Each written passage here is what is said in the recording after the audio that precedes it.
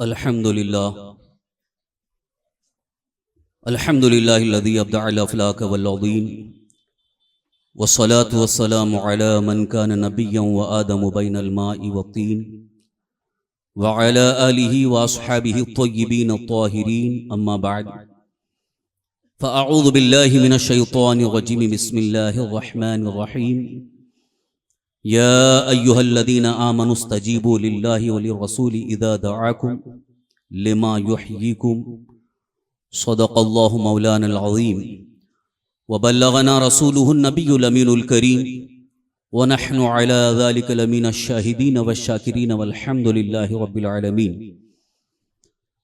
ممبر رسول پر جلوہ فرما لائق عزت تعظیم احترام علماء ملت اسلامیہ و حاضرین سنی اجتماع، برادران اہل سنت، قابل احترام بزرگوں، دوستوں، عزیز ساتھیوں، عفت مآب پردہ نشین خواتین اسلام،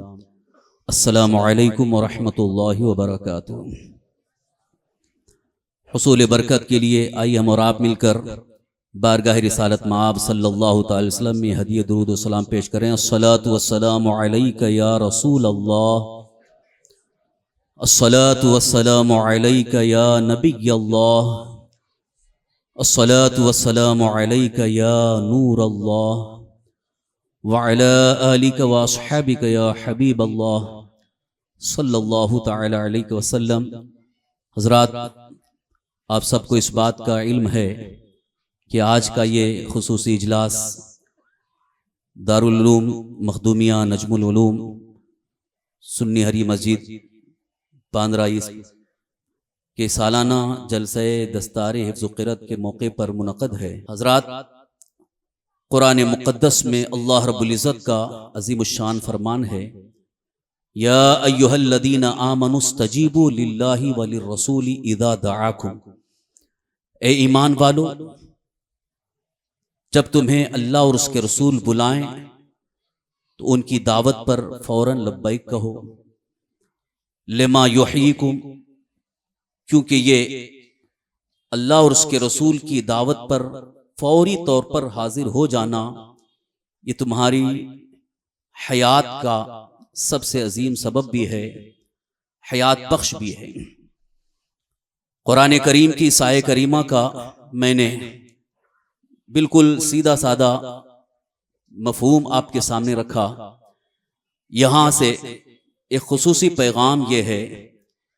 کہ اللہ کے حبیب سرکار دو عالم صلی اللہ تعالی وسلم جس چیز کی دعوت دیں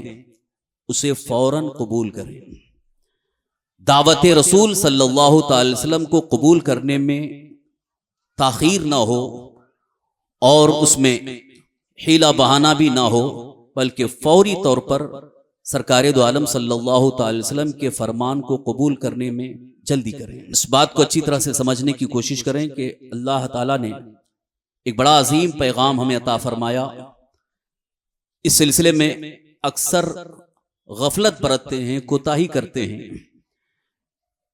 کہ اللہ تعالیٰ نے فرمایا کہ جب تمہیں رسول بلائیں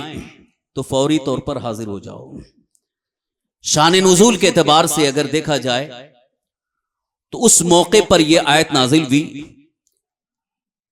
کہ ایک صحابی نماز میں مصروف تھے، اللہ کے حبیب سرور کائنات صلی اللہ تعالی وسلم نے انہیں بلایا، آواز دی، تو انہوں نے یہ سوچ کر کہ میں بھی نماز میں ہوں، نماز مکمل کر لوں گا پھر حضور کی بارگاہ میں حاضر ہو جاؤں گا، انہوں نے اپنی نماز مکمل کی، اور جب نماز مکمل ہوئی، نماز سے فارغ ہوئے تو بارگاہ مصطفیٰ صلی اللہ علیہ وسلم میں حاضر ہوئے تو سرکار دو عالم صلی اللہ علیہ وسلم نے پوچھا آنے میں تاخیر کیوں ہوئی؟ آپ نے میری آواز سنی تھی؟ انہوں نے عرض کیا حضور ہاں میں نے آواز سنی تھی، لیکن میں آنے میں تاخیر اس لیے کیا کہ میں نماز میں مصروف تھا، میں نے چاہا کہ نماز مکمل کر لوں پھر حضور کی بارگاہ میں حاضر ہو جاؤں۔ تو اسی موقع پر اللہ کے حبیب سرکار دو عالم صلی اللہ تعالی وسلم نے فرمایا کیا تم نے اللہ کا فرمان نہیں سنا؟ یا ایھا الذین آمنوا استجیبوا للہ وللرسول اذا دعاکم، جب تمہیں اللہ اور اس کے رسول بلائیں تو فوراً حاضر ہو جاؤ۔ قرآن کریم کی اس آیت کریمہ کی تفسیر میں मुफस्सिरीन किराम ने इसी हदीस पाक को लेकर ये फरमाया कि अगर बंदा नमाज में भी हो और रसूल पाक सल्लल्लाहु अलैहि वसल्लम बुलाएं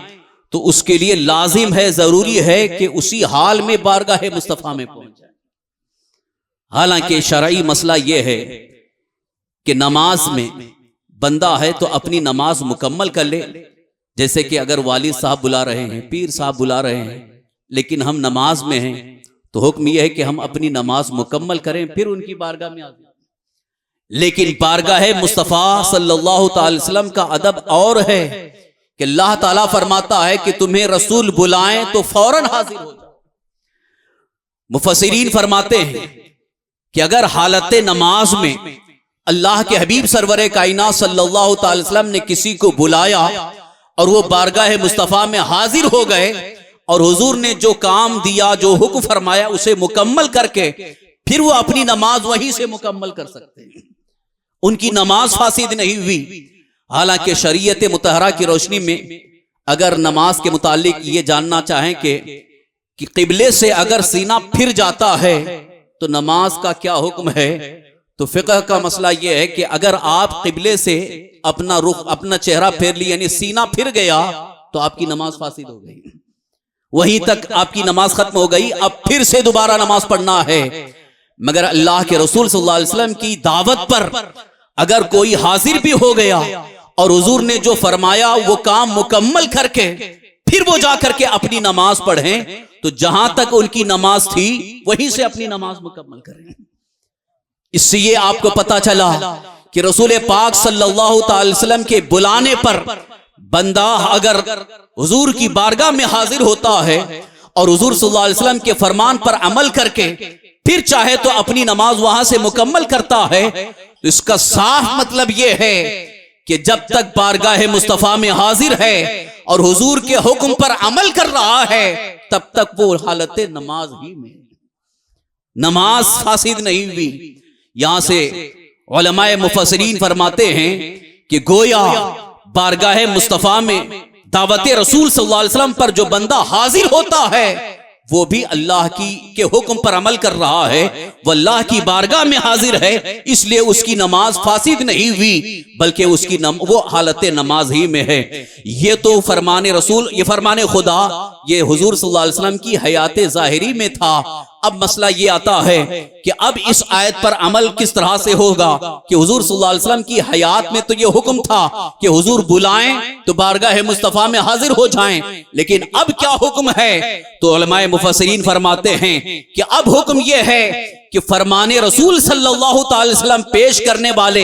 जो नाइबीन रसूल हैं, जो आपको फरमाने रसूल सुनाएं, तो आपके लिए हुक्म ये है कि उस पर अमल पैरा हो जाएं। लेकिन हालत नमाज का जो वहां मसला था वो यहां मसला नहीं है, लेकिन फरमाने रसूल पर अमल करने में जल्दी करना यह अल्लाह ताला का फरमान है। तो इस सिलसिले में जो अहम पैगाम देना है वह यह है कि अगर अल्लाह और उसके रसूल का फरमान हम तक पहुंचता है तो हम उस पर अमल करने में ताखीर करते हैं, सोचते रहते हैं कि अभी करें कि बाद में करें, और इस बारे में कभी कभी कुछ चीजों को लेकर के हुक्म रसूल को टालने की कोशिश करते हैं। जैसा कि आज का मिजाज हमारा ये बन गया है कि फरमाने रसूल तो है, अल्लाह के रसूल सल्लल्लाहु अलैहि वसल्लम का हुक्म तो है, लेकिन अभी हालात ऐसे हैं इसलिए अभी हम अमल नहीं करेंगे, बाद में करेंगे। इसका मतलब यह है कि फरमाने रसूल सल्लल्लाहु अलैहि वसल्लम पर अमल करना फौरी तौर पर हमारे लिए हमने लाजिम नहीं समझा। हालांकि हुक्म यह है कि जब आपके कानों तक फरमाने रसूल सल्लल्लाहु अलैहि वसल्लम आ जाए, अब उस पर अमल करने में कोई मोहलत नहीं, कोई ताखीर नहीं, बल्कि फौरी तौर पर आपको अमल करना है। उलमाए किराम मुसलसल, मुबल्लिगीन इस्लाम मुसलसल इज्तिमात में और प्रोग्रामों में, जलसों में, जुमा के खिताबात में फरमाने रसूल आपको सुनाते हैं, उसके बावजूद सुनने के बाद आप इस पर अमल करने में ताखीर कर रहे हैं, तो ये ताखीर का गुनाह अलग है। और अमल न करने की हालत में अगर दुनिया से रुखसत हो गए, मौत वाक़े हो गई, तो एक अजाब अलग होगा कि फरमाने रसूल को सुनने के बाद भी अमल करने में ताखीर किया है। فرائض اور واجبات جو ہم پر ہیں ان پر عمل کرنے میں تو فوری طور پر ہمیں عمل کرنا ہی ہے اور اس میں کسی قسم کی تاخیر نہ ہو. جیسا کہ جس پر حج فرض ہو گیا اور استطاعت پا لی گئی، اب یہ سوچتا ہے کہ میں اپنا گھر بنا لوں گا اس کے بعد حج کروں گا، بچیوں کی شادی کر لوں گا اس کے بعد حج کروں گا، فلاں کام ہے یہ کام کر لوں گا اس کے بعد کروں گا، یہ تاخیر، یہ گناہ ہے. لہذا جیسے ہی استطاعت ہو جائے فوری طور پر اپنا فرض ادا کرنے کے لیے ہمیشہ تیار رہے. ہاں اگر قانونی طور پر کوئی رکاوٹ سامنے آ رہی ہے تو اللہ بہتر جانتا ہے، اس میں وہ جو تاخیر ہے وہ تاخیر گناہ نہیں، مگر کوشش اپنی جاری رکھنی چاہیے تاکہ ہمارا فرض جلد سے جلد ادا ہو جائے. فرض ادا کرنے میں کسی قسم کی کوئی تاخیر، کوئی بہانہ نہ ہو،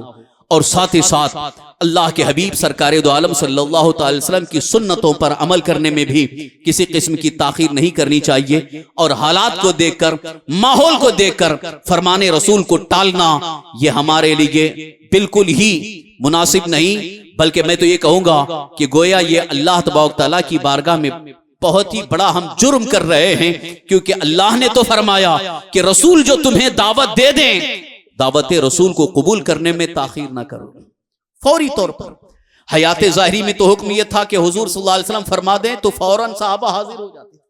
یہ صرف حاضر ہونے کا ہی مسئلہ نہیں، بلکہ حضور صلی اللہ علیہ وسلم جس کام کو کرنے کا حکم دیں اس پر عمل کرنے میں کوئی تاخیر نہ ہو بلکہ فوری طور پر عمل کریں. یہی وجہ تھی کہ صحابہ کرام رضوان اللہ تعالی اگر حضور صلی اللہ علیہ وسلم کا فرمان سن لیتے، یعنی ڈائریکٹ زبان مصطفیٰ سے حضور کا فرمان مل رہا ہو یا کسی واسطے سے فرمان رسول مل رہا ہو، تو اس پر عمل کرنے میں وہ کبھی تاخیر نہیں کرتے بلکہ فوراً یہ سوچتے کہ میرے آقا کا حکم آ گیا ہے، اب اس پر عمل کرنے میں ہمیں کوئی تاخیر نہیں کرنی ہے بلکہ فوری طور پر عمل کرنا.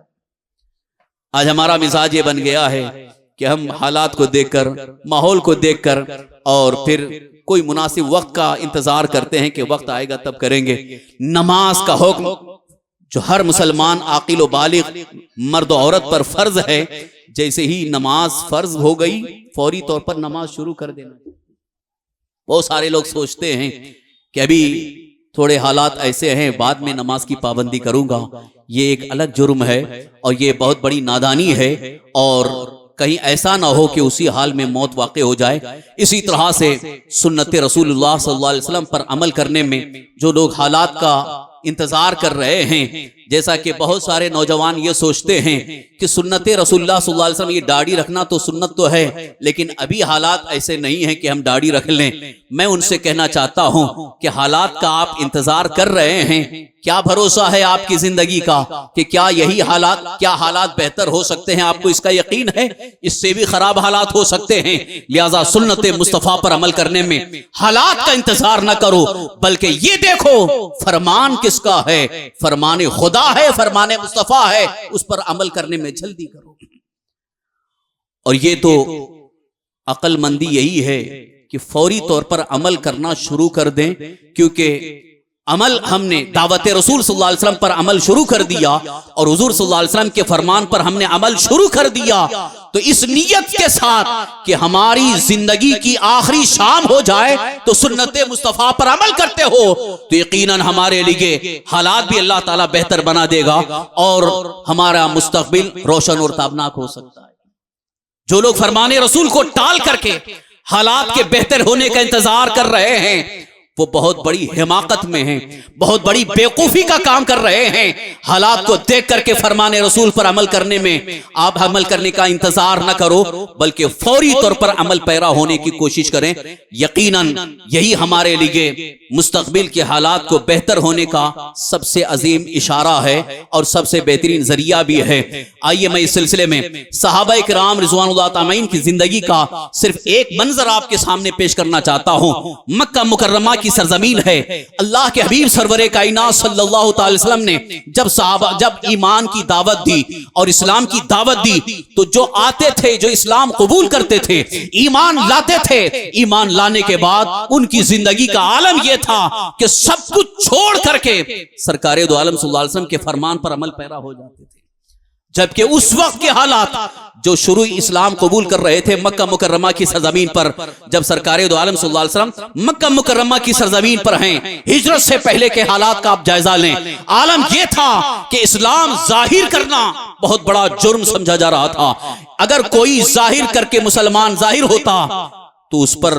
ظلم و ستم کے پہاڑ توڑے جاتے۔ عالم یہ تھا کہ حضرت بلال حبشی رضی اللہ عنہ جب ایمان لائے تھے اور انہوں نے ایمان ظاہر بھی کیا تو جس کے آپ غلام تھے امیہ بن خلف، آپ کو ننگے بدن گرم گرم ریت پر گھسیٹتا تھا اور سینے پر وزنی پتھر رکھتا تھا، کوڑے مارتا تھا۔ اس کے باوجود حضرت بلال حبشی رضی اللہ عنہ یوں عرض کرتے تھے، فزت برب الکعبہ، رب کعبہ کی قسم میں ہی کامیاب ہو گیا۔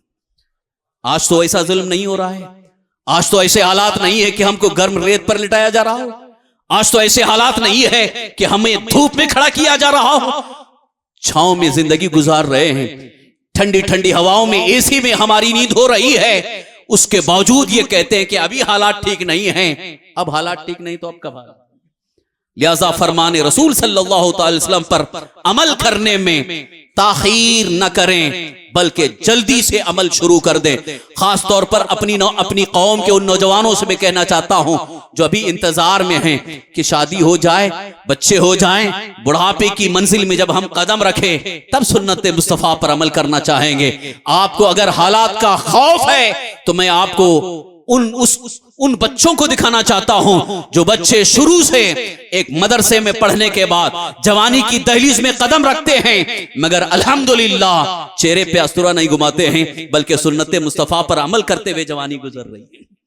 سنت مصطفیٰ پر عمل کرتے ہوئے لوگوں کے سامنے بھی چل رہے ہیں، دشمنان اسلام کے سامنے بھی ان کا سفر ہو رہا ہے۔ کیا انہیں اپنی زندگی کا خوف نہیں ہے؟ کیا انہیں اپنی جوانی کا خوف نہیں ہے؟ کیا انہیں اپنے مستقبل کی فکر نہیں ہے؟ یقیناً ہر انسان کو اپنی جان کا خوف ہوتا ہے، ہر انسان کو اپنے مستقبل کی فکر ہوتی ہے، مگر پھر بھی حالات کے ان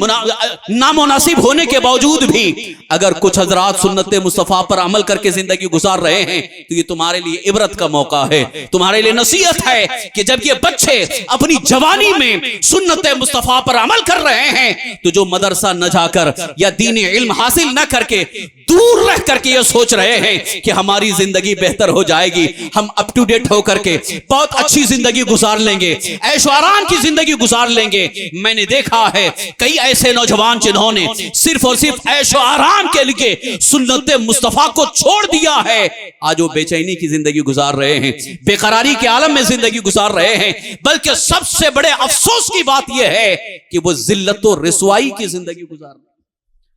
اور الحمدللہ جو سنت مصطفیٰ پر عمل کر رہے ہیں وہ بڑی عزت کی زندگی گزار رہے ہیں، چاہے وہ مسجد کے امام ہوں، چاہے وہ دینی مدرسے کے مدرس ہوں، یا ایک اسٹیج پر نعت مصطفیٰ پڑھنے والے مبلغ ہوں، سنت مصطفیٰ پر عمل کر رہے ہیں تو الحمدللہ بڑی عزت کی زندگی گزار رہے ہیں۔ لہٰذا فرمان رسول صلی اللہ تعالی وسلم پر